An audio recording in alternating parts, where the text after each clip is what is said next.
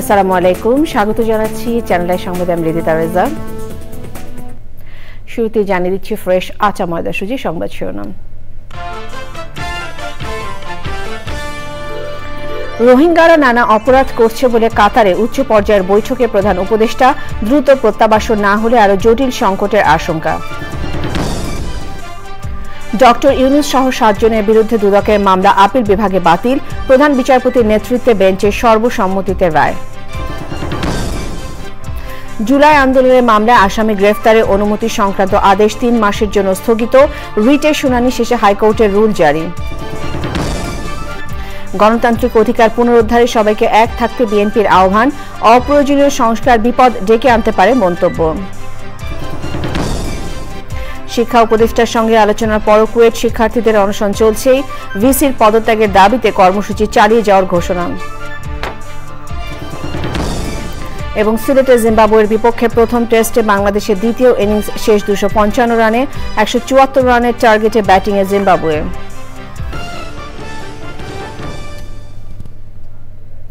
সংবাদ শিরোনামগুলো জানাচ্ছিলাম। এখনকার এই সংবাদ আয়োজন একই সঙ্গে চ্যানেলের ইউটিউব চ্যানেল এবং চ্যানেলের ওটিটি প্ল্যাটফর্ম আইস্ক্রিনে লাইভ স্ট্রিম হচ্ছে।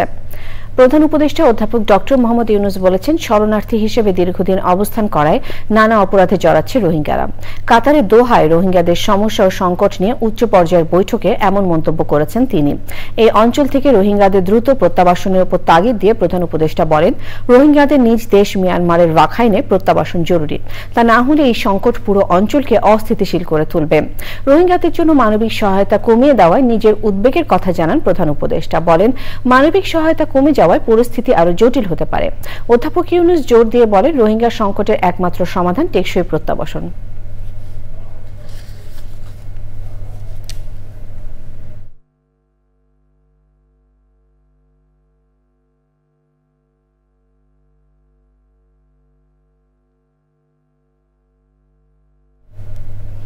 অধ্যাপক ডক্টর মোহাম্মদ ইউনূস সহ 7 ব্যক্তির নামে দুর্নীতি দমন কমিশনের একটি মামলা বাতিল করেছেন সুপ্রিম কোর্টের আপিল বিভাগ। ওই মামলা বাতিলের আবেদন হাইকোর্টের খারিজের বিরুদ্ধে আপিল মঞ্জুর করে আদেশ দিয়েছেন সর্বোচ্চ আদালত। পরাগাজেমি রিপোর্ট।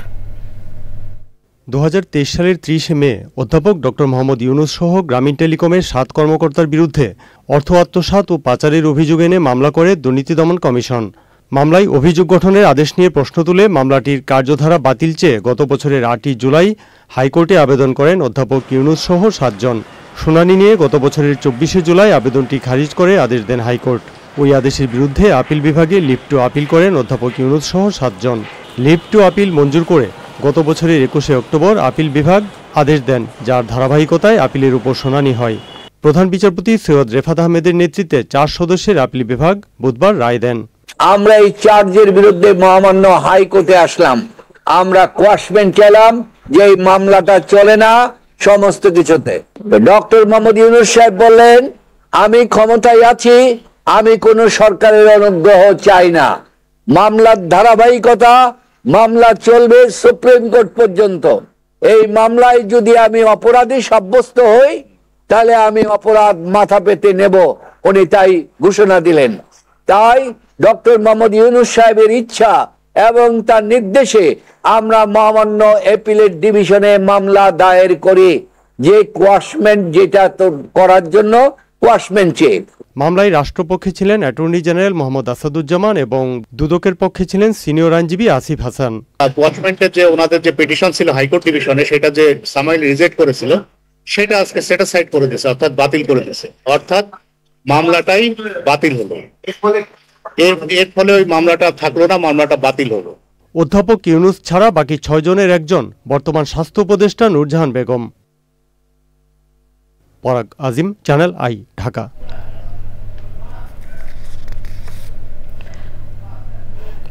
বৈষম্য বিরোধী আন্দোলনের ঘটনায় করা মামলায় আসামি গ্রেফতারে ঊর্ধ্বতন কর্তৃপক্ষের অনুমতি সংক্রান্ত আদেশ 3 মাসের জন্য স্থগিত করেছেন হাইকোর্ট। এক আইনজীবীর করা রিটের শুনানি নিয়ে এই আদেশ সহ রুল জারি করেছেন হাইকোর্ট।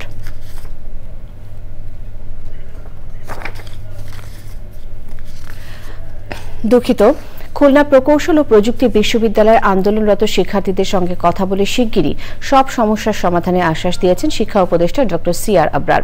বুধবার সকাল 10টায় কুয়েটে আসেন তিনি। এ সময় খুলনা বিভাগীয় কমিশনার মোহাম্মদ ফিরোজ সরকার, জেলা প্রশাসক মোহাম্মদ সাইফুল ইসলাম এবং কুয়েট প্রশাসনের কর্মকর্তারা তার সঙ্গে ছিলেন।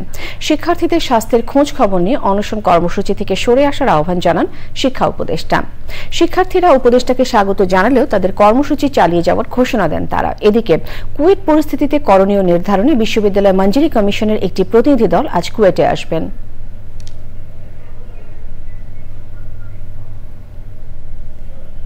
বলতে পারি যে সিদ্ধান্ত হবে, যে রিকমেন্ডেশন হবে, সেটা আমরা বিবেচনা করে যে সিদ্ধান্ত আমরা নেব সেটা অতি দ্রুত সেই সিদ্ধান্ত আমরা বাস্তবায়ন করব।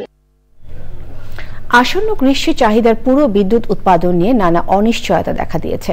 এজন্য সঞ্চালন, বিতরণ আর উৎপাদনের সমন্বয়ের উদ্যোগ নিয়েছে সরকার। বিদ্যুৎ বিভাগের সচিব জানিয়েছেন, লোডশেডিং মুক্ত গরমকাল পার করতে বিদ্যুতের সর্বোচ্চ উৎপাদন করা হবে। তারপরও ঘাটতি হলে শহর ও গ্রামে সমানভাবে বিদ্যুৎ ভাগ করে দেওয়া হবে। বিস্তারিত জানাচ্ছেন রফিকুল বাশার। গরম শুরু হতে না হতেই শুরু হয়েছে অল্প পরিসরে বিদ্যুতের লোডশেডিং। জ্বালানি সংকট সহ বিভিন্ন কারণে বন্ধ আছে ছোট বড় প্রায় 25টি বিদ্যুৎ কেন্দ্র। বিদ্যুৎ বিভাগ বলছে, গরম আর সেচ মৌসুমে বিদ্যুতের সর্বোচ্চ চাহিদা হবে 18,000 মেগাওয়াট। নিয়মিত এই পরিমাণ বিদ্যুৎ উৎপাদন নিয়ে আছে শঙ্কা। লোডশেডিং কমাতে উৎপাদন বাড়ানো এবং সঞ্চালন ও বিতরণ লাইনের মধ্যে সমন্বয় সহ নানা উদ্যোগ নেওয়া হয়েছে বলে জানিয়েছেন বিদ্যুৎ সচিব। সাশ্রয় আর ব্যবস্থাপনায় পরিবর্তন এনে লোডশেডিং কমানো হবে বলেও জানান তিনি। উৎপাদনের সব ধরনের প্রস্তুতি আমাদের আছে।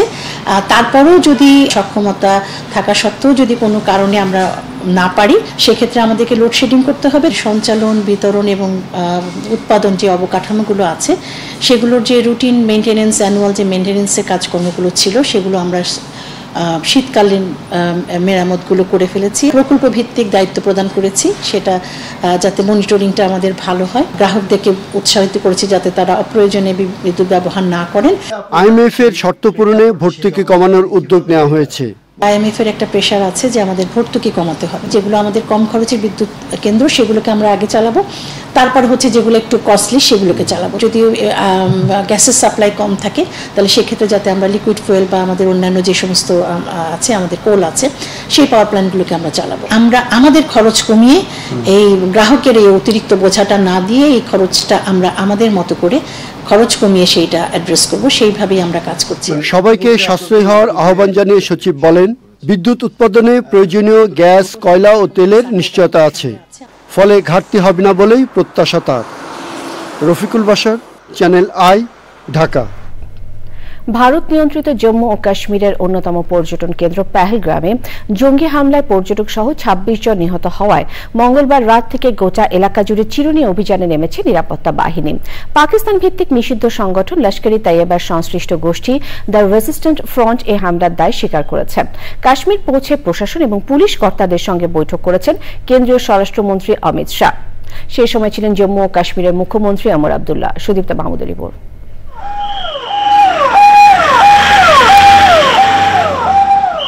জম্মু ও কাশ্মীরের পেহেলগামে বন্দুকধারীদের হামলায় এখন পর্যন্ত নিহতের সংখ্যা 26।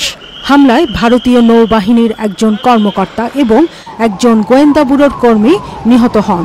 মঙ্গলবার বিকেলে পেহেলগাম থেকে প্রায় 6 কিলোমিটার দূরে বৈশারণ নামে মনোরম এক স্থানে হামলার ঘটনা ঘটে। বসন্ত ও গ্রীষ্মের মাসগুলোতে বৈশারণে পর্যটকদের ভিড় বেশি থাকে। এনডিটিভি প্রতিবেদনে বলা হয়, পেহেলগামের বৈশারণ উপত্যকায় কেবল পায়ে হেঁটে বা ঘোড়ায় চড়েই পৌঁছানো যায়। ধারণা করা হচ্ছে এটি একটি পরিকল্পিত হামলা। হামলার ঘটনার পরপরই ব্যাপক তল্লাশি অভিযান শুরু করে নিরাপত্তা বাহিনী। বর্তমানে সেনাবাহিনী, কেন্দ্রীয় রিজার্ভ পুলিশ এবং জম্মু ও কাশ্মীর পুলিশ পুরো এলাকাটি ঘিরে রেখেছে। সৌদি সফর সংক্ষিপ্ত করে দেশে ফিরে প্রধানমন্ত্রী নরেন্দ্র মোদী হুঁশিয়ারি দিয়ে বলেছেন, এই হামলার ঘটনায় জড়িত কাউকেই ছাড় দেওয়া হবে না। পেহেলগামে হত্যাকাণ্ডের পর নরেন্দ্র মোদীকে ফোন করে সন্ত্রাসীদের বিরুদ্ধে পাশে থাকার ঘোষণা দিয়েছেন মার্কিন প্রেসিডেন্ট ডোনাল্ড ট্রাম্প। সামাজিক যোগাযোগ মাধ্যমে এই হামলার দায় স্বীকার করেছে দ্য রেজিস্ট্যান্স ফ্রন্ট নামের একটি সশস্ত্র গোষ্ঠী। সংগঠনটিকে পাকিস্তান ভিত্তিক নিষিদ্ধ সন্ত্রাসী গোষ্ঠী লস্কর-ই তৈয়বার একটি প্রক্সি গোষ্ঠী বলে ধারণা করা হয়। অনন্তনাগ এবং শ্রীনগরের জরুরি নিয়ন্ত্রণ কক্ষ সক্রিয় করেছে জম্মু ও কাশ্মীর প্রশাসন। Sudipta Mahmud, channel I. শনিবার ক্যাথলিক খ্রিস্টানদের প্রধান ধর্মগুরু পোপ ফ্রান্সিসের অন্ত্যেষ্টিক্রিয়ায় বাংলাদেশ সহ বিভিন্ন দেশের রাষ্ট্র ও সরকার প্রধান অংশ নেবেন। শনিবার প্রয়াত পোপের অন্ত্যেষ্টিক্রিয়ায় প্রায় 2.5 লাখ মানুষ সমবেত হবে বলে ধারণা করা হচ্ছে। ভ্যাটিকানের স্থানীয় সময় শনিবার সকাল 10টায় অন্ত্যেষ্টিক্রিয়ার আনুষ্ঠানিকতা শুরু হবে। বুধবার স্থানীয় সময় সকাল 9টায় পোপের মরদেহ সেন্ট পিটার্স ব্যাসিলিকা গির্জায় নেওয়া হবে। সমাহিত করার আগে সেখানে রাখা মরদেহের প্রতি শ্রদ্ধা নিবেদন করতে পারবেন সাধারণ মানুষ। পোপ ফ্রান্সিসের অন্ত্যেষ্টিক্রিয়ায় অন্তর্বর্তী সরকারের প্রধান উপদেষ্টা ডক্টর মোহাম্মদ ইউনূসের যোগ দেওয়ার কথা নিশ্চিত করেছেন প্রেস সচিব শফিকুল আলম। যুক্তরাষ্ট্রের প্রেসিডেন্ট ডোনাল্ড ট্রাম্প, ফ্রান্সের প্রেসিডেন্ট এমানুয়েল মাখোন, স্পেনের রাজা ষষ্ঠ ফিলিপ, রানী লেতিজিয়া এবং যুক্তরাজ্যের প্রিন্স উইলিয়ামও যোগ দেবেন পোপের অন্ত্যেষ্টিক্রিয়ায়। এছাড়া আরও যেসব রাষ্ট্রপ্রধান পোপের অন্ত্যেষ্টিক্রিয়ায় যোগ দেবেন তাদের মধ্যে রয়েছেন পোপ ফ্রান্সিসের নিজের দেশ আর্জেন্টিনার প্রেসিডেন্ট হাভিয়ের মিলেই, ব্রাজিলের president Luiz Inacio Lula da Silva, পোল্যান্ডের প্রেসিডেন্ট আন্দ্রেস দুদা, ইউক্রেনের প্রেসিডেন্ট ভলোদিমির জেলেনস্কি, যুক্তরাজ্যের প্রধানমন্ত্রী কিয়ার স্টারমার, ইটালির প্রধানমন্ত্রী জর্জিয়া মেলোনি ও ইউরোপিয়ান কমিশনের president Ursula von der Leyen. পরিবেশ, বন ও জলবায়ু পরিবর্তন উপদেষ্টা সৈয়দা রিজওয়ানা হাসান বলেছেন, শব্দ দূষণ রোধে মনস্তাত্ত্বিক ও আচরণগত পরিবর্তন জরুরি। রাজধানী পরিবেশ অধিদপ্তরের শব্দ দূষণ নিয়ন্ত্রণ সংক্রান্ত কর্মশালায় সার্বিক সচেতনতা ও সামাজিক আন্দোলনে জোর দেন তিনি। সেই সময় সড়কে দূষণ কমানোর পাশাপাশি শৃঙ্খলা ফেরাতে রাইড শেয়ারিং সার্ভিস পাঠাও এবং উবার চালকদের প্রশিক্ষণের কথাও জানান পরিবেশ উপদেষ্টা। বিমানবন্দর এলাকা থেকে শুরু করে হাসপাতাল, শিক্ষা প্রতিষ্ঠান সহ বিভিন্ন নীরব এলাকাতে শব্দ দূষণ রোধে আইনের কঠোর প্রয়োগ নিশ্চিতে জোর দেন তিনি।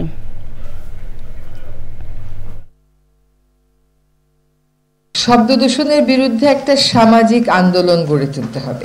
এইটা যে আমরা কেবল ড্রাইভাররা হর্ন দিচ্ছে সেরকম কিন্তু না। কাজে আমাদের আচরণগত এবং মনস্তাত্ত্বিক পরিবর্তনটা শব্দ দূষণের ক্ষেত্রে অত্যন্ত জরুরি।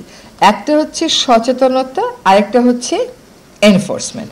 বহুদিনের সমস্যা একদিনে সমাধান করা সম্ভব না, কিন্তু প্রক্রিয়া শুরু করলে আর কার্যক্রম অব্যাহত রাখলে অবশ্যই উল্লেখযোগ্যভাবে এটাকে কমিয়ে আনা সম্ভব হবে। বৈষম্য বিরোধী আন্দোলনের ঘটনায় করা মামলায় আসামি গ্রেফতারে ঊর্ধ্বতন কর্তৃপক্ষের অনুমতি সংক্রান্ত আদেশ 3 মাসের জন্য স্থগিত করেছেন হাইকোর্ট। এক আইনজীবীর করা রিটের শুনানি নিয়ে এই আদেশ সহ রুল জারি করেছেন হাইকোর্ট। এক রিটের শুনানি নিয়ে বিচারপতি ফাতেমা নজিব ও বিচারপতি শিকদার মাহমুদুর রাজীব সমন্বয়ে গঠিত হাইকোর্ট বেঞ্চ আজ বুধবার রুল সহ এই আদেশ দেন। এপ্রিল ঢাকা মহানগর পুলিশ হেডকোয়ার্টার্স থেকে বৈষম্য বিরোধী আন্দোলন সংক্রান্ত মামলায় আসামি গ্রেফতার প্রসঙ্গে একটি অফিস আদেশ জারি করা হয়। আদেশে বলা হয় বৈষম্য বিরোধী আন্দোলন সংক্রান্ত মামলায় অধিকাংশ ক্ষেত্রে এজাহারভুক্ত আসামির সংখ্যা অধিক। এসব মামলার এজাহারভুক্ত কিংবা তদন্তে প্রাপ্ত আসামি গ্রেফতারের ক্ষেত্রে উপযুক্ত প্রমাণ সহ অবশ্যই ঊর্ধ্বতন কর্তৃপক্ষের অনুমতি নিতে হবে। উপযুক্ত প্রমাণ ও ঊর্ধ্বতন কর্তৃপক্ষের অনুমতি ছাড়া বৈষম্য বিরোধী আন্দোলনের ঘটনার মামলার এজাহারভুক্ত কিংবা তদন্তে প্রাপ্ত কোনো আসামি গ্রেফতার না করার জন্য নির্দেশক্রমে অনুরোধ করা হলো। এই আদেশের বৈধতা নিয়ে সুপ্রিম কোর্টের আইনজীবী মোহাম্মদ জসিম উদ্দিন গত রোববার হাইকোর্টের সংশ্লিষ্ট শাখায় রিট করেন।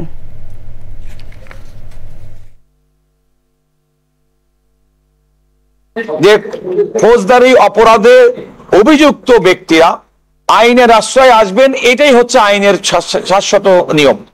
তাদেরকে এক ধরনের বিশেষ সুবিধা প্রদান করা হয়েছে প্রচলিত ফৌজদারি ব্যবস্থা এবং ফৌজদারি আইনের বাইরে গিয়ে।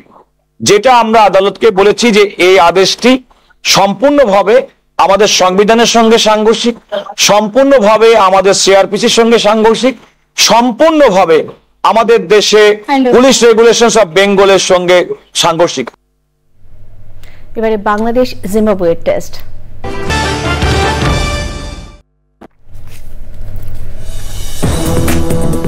আবার আমন্ত্রণ। নির্বাচন নিয়ে ধোঁয়াশা সৃষ্টি হচ্ছে মন্তব্য করে বিএনপির স্থায়ী কমিটির সদস্য মির্জা আব্বাস বলেছেন, নির্বাচনের বিকল্প শুধু নির্বাচনী। তিনি বলেন, সংস্কার ও নির্বাচন দুটোই চায় বিএনপি। গণতান্ত্রিক অধিকার পুনরুদ্ধারের জন্য সবাইকে ঐক্যবদ্ধ থাকার কথা বলেছেন বিএনপি মহাসচিব মির্জা ফখরুল ইসলাম আলমগীর। আক্তার হোসেনের রিপোর্ট। জাতীয় প্রেস ক্লাবে গণতন্ত্র ফোরামের আয়োজনে বর্তমান প্রেক্ষাপটে গণতন্ত্র সংস্কার ও বাস্তবতা শীর্ষক আলোচনা সভা। অনুষ্ঠানে বিএনপির স্থায়ী কমিটির সদস্য মির্জা আব্বাস নির্বাচন নিয়ে শঙ্কা প্রকাশ করে বলেন, বিএনপি সংস্কারও চায়, নির্বাচনও চায়। সম্ভবত নির্বাচন খুব তাড়াতাড়ি ওনারা করবেন না, আমি তার কোনো লক্ষণ আমি দেখি না। কয়েকটা দল যা শুরু করছে, এইটা না হইলে নির্বাচন হবে না, ওইটা না হইলে নির্বাচন হবে না, এইটা না হইলে নির্বাচন হবে না। যদি এগুলো হতে থাকে নির্বাচনে কেমনে হবে ভাই? কেউ কেউ বলেই ফেলেছেন যে আমরা নির্বাচনে যাব না। আরে ভাই, কয়েকদিন আগে হইলে আপনার নির্বাচনে গেলেই কি না গেলেই কি? আপনারা চিন্তকেরা বাংলাদেশে, কারণ আপনারা নির্বাচন যাবেন না, ধমক দেন, কোনো লাভ নাই। আমার মনে হয় নির্বাচনটা যথাসময়ে আমরা আশা করতে পারি। প্রশাসনে বিএনপির লোক বসে আছে এমন বক্তব্য শিশুতোষ বলে মন্তব্য করে মির্জা আব্বাস বলেন, সচিবালয় ও প্রশাসনে থাকা ফ্যাসিবাদের দোসরদের সরানো হচ্ছে না। বিভিন্ন প্রতিষ্ঠানের সচিবালয়ের ভিতরে এই দেশে যে শত্রুগুলো বসে আছে, আওয়ামী লীগের দালালরা বসে আছে, তাদেরকে কেন আপনারা বের করেন না? আমি যদি বলি যে তাদের কাছ থেকে আপনারা অবৈধ সুবিধা পাচ্ছেন।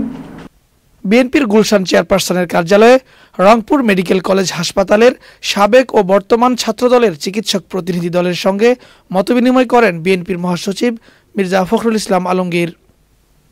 এ সময় সবাইকে সংগঠিত করে জনকল্যাণমূলক কাজে ভূমিকা রাখার আহ্বান জানান বিএনপি মহাসচিব। Akhtar Hossain, channel I, Dhaka. কুয়েটের উপাচার্যের অপসারণ দাবিতে যে কোনো কর্মসূচিতে নৈতিক সমর্থন জানিয়েছে বাংলাদেশ গণতান্ত্রিক ছাত্র সংসদের ঢাকা বিশ্ববিদ্যালয় শাখা। দুপুরে ঢাকা বিশ্ববিদ্যালয়ের রাজু ভাস্কর্যের সামনে সংগঠনটির নেতারা এক ব্রিফিংয়ে বলেন, অন্তর্বর্তী সরকার ছাত্র জনতার দাবি আদায় ব্যর্থ। প্রায় 24 ঘন্টা পেরিয়ে গেলেও এখনও ভিসিকে অপসারণ না করায় ক্ষোভ জানান তারা। অনশনে অংশগ্রহণকারী 3 শিক্ষার্থী অসুস্থ হয়ে পড়ায় তাদের ঢাকা মেডিকেল কলেজ হাসপাতালে চিকিৎসার জন্য পাঠানো হয়েছে। শিক্ষার্থীরা জানান, দাবি পূরণ না হওয়া পর্যন্ত কুয়েট শিক্ষার্থীদের সঙ্গে সংহতি জানিয়ে এই অনশন চলবে। এর আগে মঙ্গলবার রাত 11টার দিকে ঢাকা বিশ্ববিদ্যালয়ের রাজু ভাস্কর্যের পাদদেশে অনশন শুরু করেন তারা। গাইবান্ধার পলাশবাড়ি চাউলডুবা খালের ওপর 9 বছর আগে নির্মিত ব্রিজটির খুঁটি সহ মাঝখানে ফাটল তৈরি হয়েছে। বিকল্প ব্যবস্থা না থাকায় বাধ্য হয়ে ঝুঁকি নিয়ে প্রতিদিন চলাচল করছে 10 গ্রামের মানুষ। গাইবান্ধা থেকে ফারুক হোসেনের পাঠানো ভিডিও চিত্রে মুকসিদের রিপোর্ট। জেলার পলাশবাড়ি উপজেলার তেকানি গ্রামের চাউলডুবা ও পোরদহ বিলের খালের ওপর 9 বছর আগে একটি ব্রিজ নির্মাণ করা হয়। সম্প্রতি ব্রিজটির খুঁটিসহ মাঝখানের একটি অংশ ভেঙে ঝুঁকিপূর্ণ হয়ে পড়েছে। বিকল্প ব্যবস্থা না থাকায় বাধ্য হয়ে প্রতিদিন বিভিন্ন ধরনের যানবাহন ও পথচারীরা জীবনের ঝুঁকি নিয়ে পারাপার হচ্ছেন এই ব্রিজ দিয়ে। যে কোনো সময় ব্রিজটি ভেঙে পড়ে বড় ধরনের দুর্ঘটনার আশঙ্কা করছেন স্থানীয়রা। হাটে সপ্তাহে 2 বার যাই, তা অন্যান্য কাজও যাই, তো এই ব্রিজ দিয়ে যাওয়া আসি খুব একটা ঝুঁকিপূর্ণ। বর্ষাকালে চলা যায় না, তাছাড়া ওই পাশে আবার সুবাদ করে শিখলে নিয়ে আসা যায় না, আবার নিয়ে যাওয়া মুশকিল। গুরুত্বপূর্ণ ব্রিজটি দ্রুত নতুন করে নির্মাণের দাবি এলাকাবাসীর। পার হওয়ার সমস্যা, ভ্যান গাড়ি যাওয়ার সমস্যা, বাচ্চা কাচ্চা নিয়ে যাওয়ার সমস্যা। ব্রিজটা তো ঠিক হওয়ার কথা, এত তো মানুষের কষ্ট, এইভাবে করে যাওয়া চলাচল করার সমস্যা হয়ে যায়। পলাশবাড়ির স্থানীয় সরকার প্রকৌশল অধিদপ্তরের প্রকৌশলী জানান, ব্রিজ নির্মাণের প্রস্তাবনা রয়েছে। ঝুঁকিপূর্ণ এই ব্রিজটি বিকল্প ব্যবস্থায় চলাচলের স্বাভাবিক রাখার ব্যবস্থাও নেওয়া হবে। ফিজিবিলিটি স্টাডি চলছে। এই ব্রিজটা হলে ক্ষতিগ্রস্ত ফুটব্রিজটির অ্যাপ্রোচের মধ্যে পড়ে যাবে এবং এই ব্রিজটি তখন আর দরকার হবে। বড় কোনো দুর্ঘটনার আগেই একটি নতুন ব্রিজ নির্মাণ করে চলাচল স্বাভাবিক রাখবে সরকার, এই প্রত্যাশা এলাকাবাসীর। আল মুকসিদ, চ্যানেল আই। বাংলাদেশ জাতীয়তাবাদী ফোরাম কানাডার উদ্যোগে কানাডা বাংলাদেশ সেন্টারে বিএনপি চেয়ারপারসন বেগম খালেদা জিয়ার সুস্থতা কামনা করে দোয়া ও ঈদ পুনর্মিলনী অনুষ্ঠিত হয়েছে। কানাডা বিএনপির সাবেক উপদেষ্টা আব্দুল মুহিত নাজমুলের সভাপতিত্বে এবং বিএনপি নেতা জাকারিয়া চৌধুরীর পরিচালনায় সভায় ভার্চুয়ালি যুক্ত হন কানাডার সাবেক এমপি মারিয়া মিন্না ও সালমা জাহিদ। কানাডা বিএনপির সাবেক সভাপতি ও বিএনপি জাতীয় নির্বাহী কমিটির সদস্য ফয়সাল আহমেদ চৌধুরী তার বক্তৃতায় বলেন, সুষ্ঠু গণতান্ত্রিক ব্যবস্থা ছাড়া আগামী বাংলাদেশের কোনো উন্নয়ন আশা করা যায় না। তাই ফ্যাসিবাদী সমাজ ব্যবস্থা থেকে মুক্তির জন্য জননেতা তারেক রহমান যে 31 দফা কর্মসূচি দিয়েছেন তার ভিত্তিতে আমরা রাষ্ট্রকে মেরামত করতে চাই। তিনি আগামীতে সবাইকে 31 দফা বাস্তবায়নে ঐক্যবদ্ধভাবে কাজ করার আহ্বান জানিয়েছেন। পরে সভায় বেগম খালেদা জিয়ার সুস্থতা কামনা করে দোয়া মাহফিল হয়েছে। নিটল টাটা, কৃষি সংবাদ।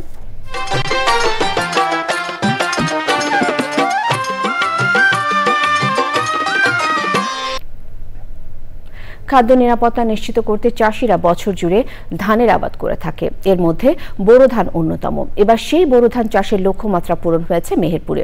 আর কিছুদিনের মধ্যে শুরু হবে ধান কাটা। প্রাকৃতিক বিপর্যয় না হলে বিঘা প্রতি 20 থেকে 25 মণ ধান পাওয়ার আশা কৃষকের। মেহেরপুর প্রতিনিধি গোলাম মোস্তফার রিপোর্ট। জেলায় বিঘা প্রতি বোরো ধান চাষে কৃষকের খরচ হয়েছে 18 থেকে 20,000 টাকা। কোনো রকম প্রাকৃতিক বিপর্যয় না হলে ভালো ফলনের আশা কৃষকের।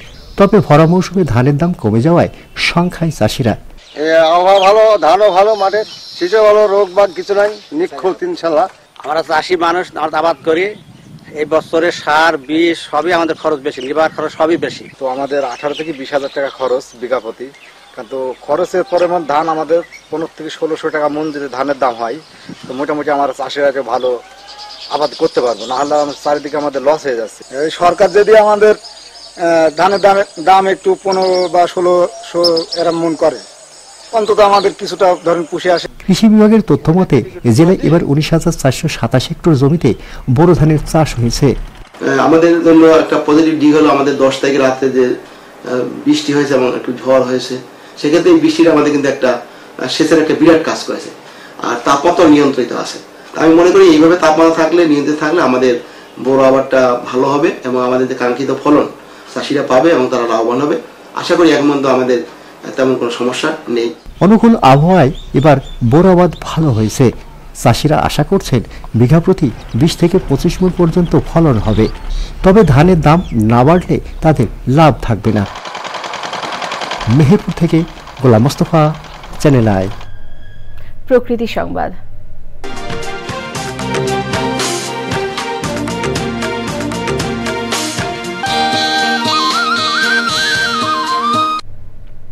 তলদেশ ভরাট হয়ে কমছে বাইক্কা বিলের গভীরতা।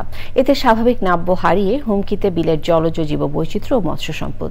মিঠা পানির মাছের অভয়াশ্রম ঘোষণার 22 বছর পরও বাইক্কা বিল খনন না করায় হতাশা জানিয়েছেন সংশ্লিষ্টরা। বিল খননে দ্রুত ব্যবস্থা নেওয়ার দাবি তাদের। MS আলামের তথ্য, ভিডিওচিত্র আফরোজা হাসির রিপোর্ট। হাইল হাওরের পূর্ব দিকে প্রায় 170 হেক্টর আয়তনের জলাভূমি বাইক্কা বিল। অর্থনৈতিক উন্নয়ন, প্রাকৃতিক ভারসাম্য এবং জীববৈচিত্র্য রক্ষায় গুরুত্বপূর্ণ অবদান রাখা এই বাইক্কা বিলকে 2003 সালে মিঠা পানির মাছের অভয়াশ্রম ঘোষণা করা হয়।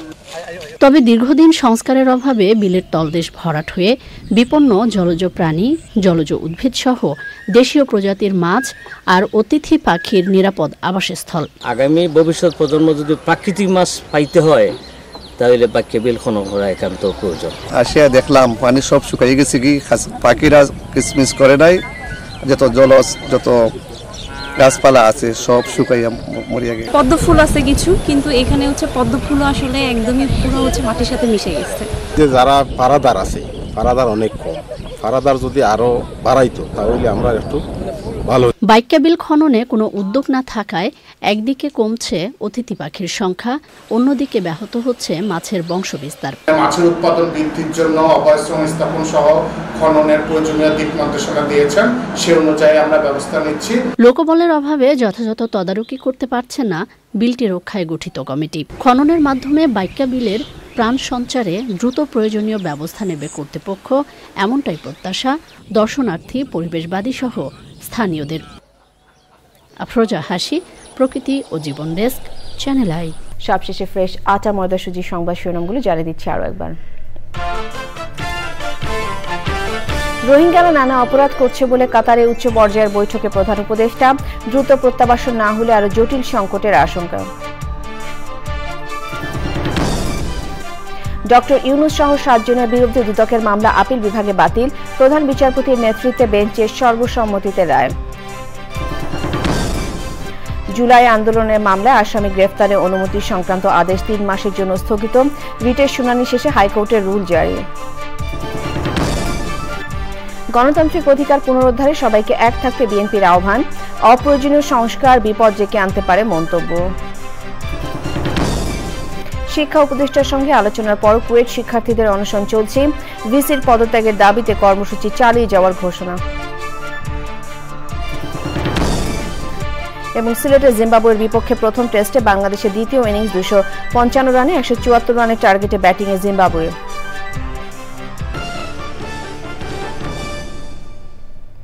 চ্যানেলের সর্বশেষ সংবাদ জানতে ভিজিট করুন চ্যানেলেঅনলাইন.com এ। যুক্ত থাকুন আমাদের সোশ্যাল মিডিয়া প্ল্যাটফর্মগুলোর সাথে। শেষ করছি চ্যানেলের সংবাদ। ধন্যবাদ।